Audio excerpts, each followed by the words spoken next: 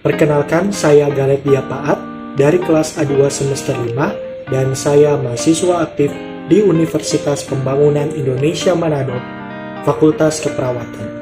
Video ini dibuat untuk memenuhi tugas ujian akhir semester dari mata kuliah Kegawat Daruratan Kelautan dengan dosen pengampu Nurse Yanerit Cynthia Eskep MK.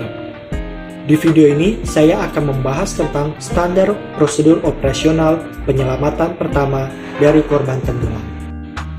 Saat berada di kapal, bisa terjadi kecelakaan yang mengakibatkan penumpang atau awak kapal tenggelam. Misalnya, saat terkena tsunami. Ini dapat menenggelamkan kapal, juga penumpang dan kru bisa terlempar ke laut. Sehingga terjadi situasi gawat darurat, yaitu tenggelam.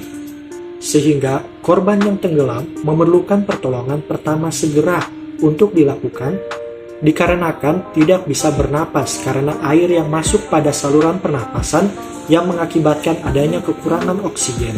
Lalu kita masuk pada prosedur bagaimana menolong korban tenggelam. Yang paling utama diperhatikan perlunya menilai situasi, yaitu memastikan aman penolong, aman korban, dan aman lingkungan.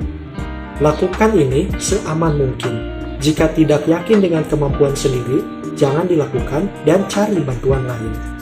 Jika hanya sendirian, berteriaklah minta tolong dan cari penolong kedua untuk membantu dan juga membantu memanggil bantuan medis. Korban tenggelam harus segera dikeluarkan dari air. Untuk itu, penolong haruslah yang memiliki kemampuan berenang dan lakukan seaman mungkin. Lebih baik dengan bantuan alat pelampung. Setelah menarik korban keluar dari air, bawa korban ke daratan di tempat yang aman. Atau jika dari kapal yang mungkin posisinya tinggi, memakai alat yang aman untuk mengangkat korban. Lalu mulai cek kesadaran korban dengan memanggil, jika tahu namanya bisa memanggil namanya dan menepuk bahunya. Bila korban ini tidak sadar, lakukan pengecekan nadi, juga cek pernafasan korban.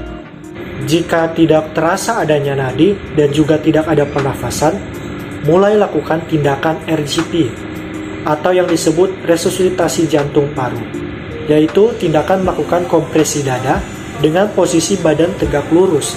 Ini dilakukan sebanyak 30 kali dengan kecepatan 100-120 kali per menit. Juga diberikan bantuan nafas 2 kali.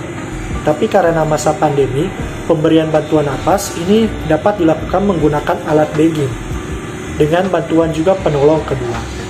Jika tidak ada alat tersebut, maka hanya pemberian kompresi dada saja yang dilakukan. Tindakan RJP ini dilakukan sebanyak 5 siklus. Setelah 5 siklus, cek kembali nadi dan pernapasan korban. Jika masih tidak teraba nadi, lanjutkan RJP. Tapi, jika terlihat tanda kematian atau penolong kelelahan, RJP dapat dihentikan. Jika nadi teraba dan napas ada, segera berikan posisi recovery, agar jalan napas korban tetap terbuka, dan juga dapat memuntahkan air. Jagalah kehangatan tubuh korban dengan mengganti pakaian basahnya dan menyelimutinya. Ini untuk mencegah korban mengalami hipotermia. Segera bawa korban ke fasilitas kesehatan agar ini dapat ditangani dengan lebih lanjut. Sekian presentasi saya mengenai prosedur penyelamatan korban tenggelam.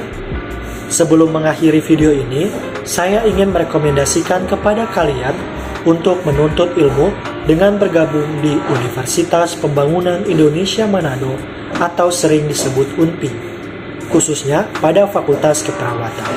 Di sini para dosen pengajar akan memberikan ilmu yang sangat bermanfaat dan membantu kalian untuk menjadi seorang perawat profesional. UNPI juga memiliki berbagai fasilitas yang dapat menunjang perkuliahan kalian, disertai dengan lingkungan kampus yang nyaman. Selama saya berkuliah di UNPI, saya mendapatkan banyak ilmu dan kegiatan praktek yang benar-benar membuat saya memahami mengenai ilmu keperawatan. Maka saya sendiri bangga menjadi mahasiswa UNPI. Terima kasih sudah menonton.